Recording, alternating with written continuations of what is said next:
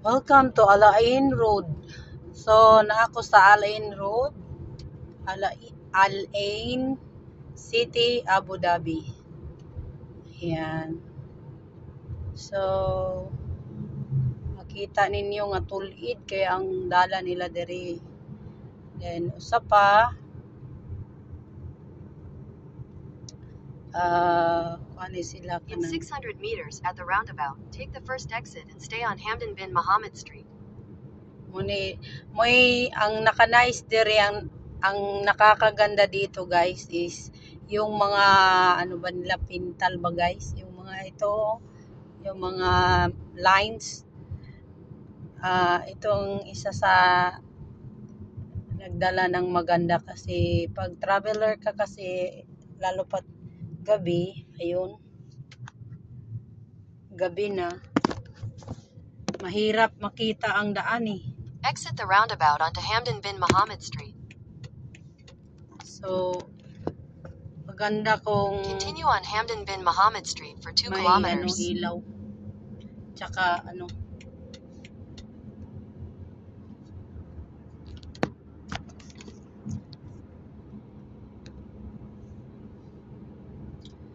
ayan.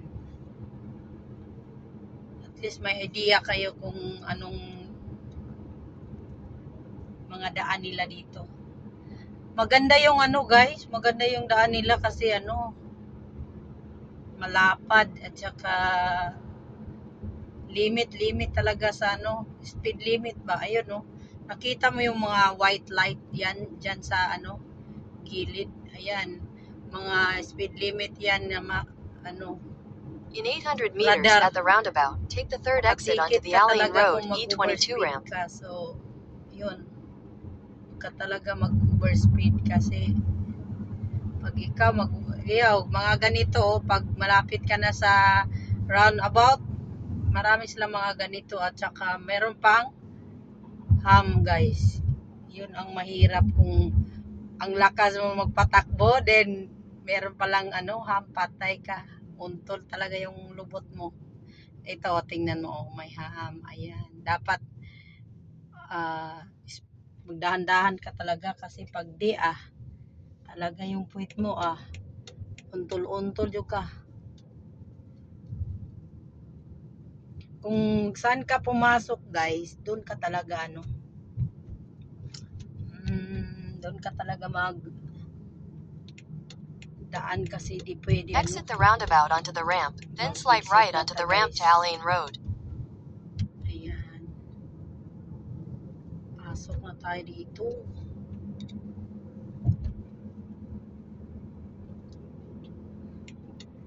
Paano na tayo?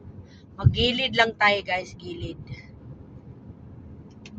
So, ang speed limit dire, slide right onto the ramp to Al-Ain Road.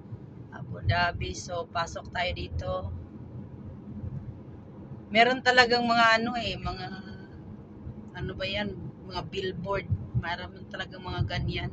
Sa radar lang talaga guys. Be careful talaga sa radar. Patay ka talaga. Bayad ka talaga. Ang mahal pa naman.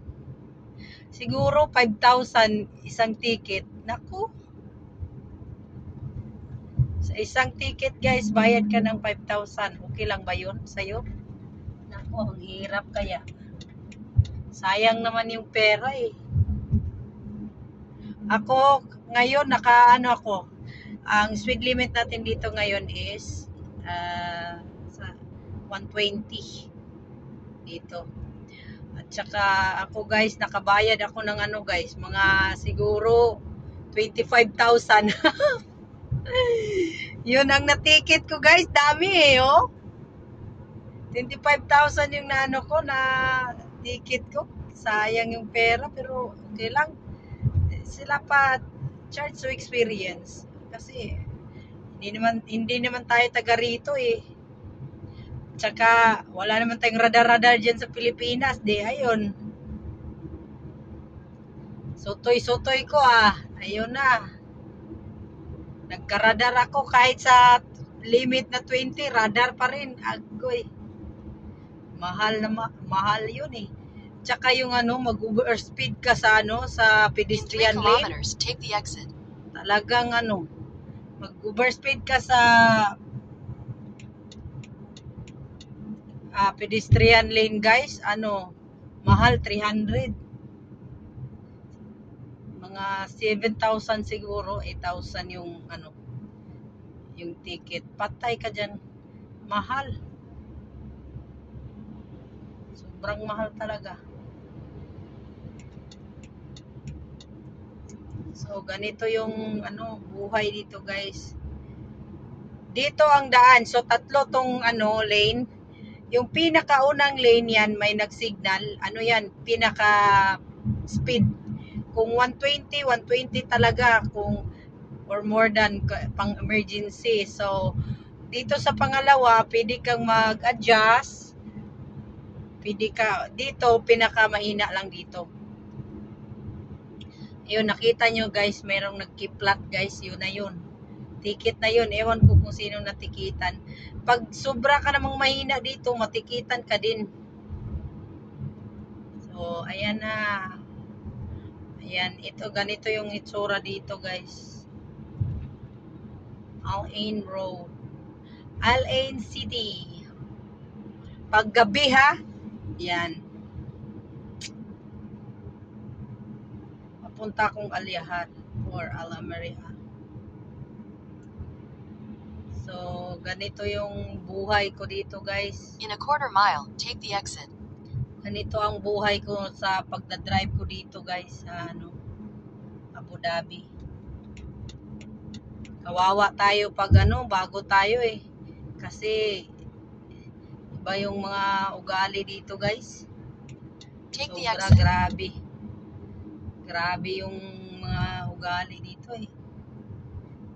Sa pagdadrive, matututo ka talaga. Pero sa ano, yung In sa 300 meters at the roundabout, take the second exit onto iba Docklands yung Street. mga ugali nila dito guys. Kasi pag ano ka, trabahante ka nila, trabahante lang talaga tingin nila sa'yo. Talagang kawawa ka. Hindi naman lahat, kasi meron naman din mababait. Hindi ko nila lahat ha. Baka sabihin nyo ano. O ayan, ito yung mga sus, mamatay-matay talaga. Makita nyo guys, ayan, nag-spray na sila sa ano, roundabout. Ganito sila alaga dito sa ano, sa mga tanim.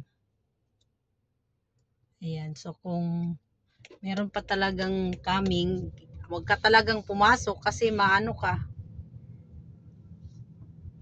madumbol. In 500 meters, make a U-turn. So, ayun lang guys ha. Yun na pinakita ko sa inyo. Ganito yung daan dito guys. Thank you for watching everyone. Okay. Yeah.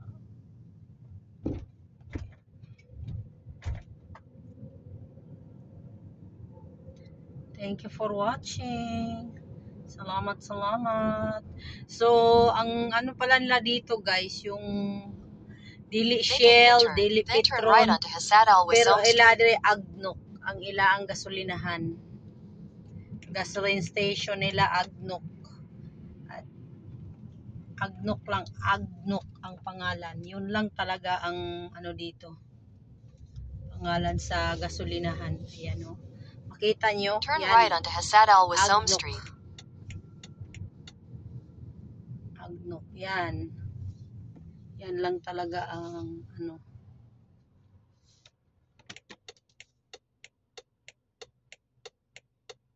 In 600 meters at the roundabout, take the second exit and stay on Hasad Al Wassom Street. Ayan. So, ayan. Ito, mingaw kayo diri guys. So, magbabay na ko guys diri. Yun ang problema dito guys. Kailangan mo malakas ang takbo. Then, the problem is, meron silang mga ham lagi. Tingnan mo. May ham dyan. Dyan banda sa unahan, may ham na naman. Di ka mahirap kasi ano. Tsaka di ka pwedeng maglakas-lakas dyan ng patakbo kasi mauntol ka talaga guys. Kasi malaki man yung ham. Oh, ayan oh, ham na naman. Pero required kang na malakas kang takbo mo. Kasi pag may magkasunod talaga, bubusinahan ka talaga. Bakit ang ina mo magpatakbo? Ang problema dyan, meron namang brake ka na naman. Madali dito ang problema sa sasakyan, brake. Dali masira kasi brake ka ng brake. Ayan. Mostly dito, meron talagang roundabout. Sa Exit the Mindanao, roundabout onto galing ako Hasadal Mindanao, Wasom may Street. roundabout bang wala In man. 400 meters at the Di roundabout, problema continue talaga, straight iyak to stay on talaga ako ng Hasadal iyak Wasom kasi Street. bully talaga ako ng amo ko kasabaan ko. Nakakita nga ako ng video sa sa FB. Yung lalaki nga siya, driver, umiiyak talaga siya. Sabi niya, uwi na lang ako sa amin kasi iba dito Number one guys, at problema, ang trabaho okay lang. Matututo ka talaga sa pag-drive, walang problema yan. Basta marunong ka na mag-drive. Ang problema yung amo mo kasi kahit kabago-bago mo lang dito, gusto nila perfect ka talaga agad. Talagang yun, gusto nila para kang Diyos, yung ka ba? Para kang perfect na perfect yung kailangan, ganun. At saka sila, pag ayaw nila yung magsweldo sila, then meron kang problema, ganun mga ugali dito, pangit. Yun lang ang masasabi ko. Depende naman din yun sa mga amo nyo or sa nakasama nyo dito. Pero sa akin, iba talaga. Mas mabuti dyan na lang sa atin. Kung kikitain mo naman yung pera na magiging sweldo mo dito, dyan na lang, magnegosyo ka na lang dyan sa atin sa Pinas. Kasi dito, kulang na pati kaluluwa mo guys, ibubuli talaga yan. Ako nga, prinsesa sa Pinas, dito sinasabihan na In 300 meters at the na roundabout, lang ba, continue para straight kang to stay aso on talaga. Hasadal Wasom Street.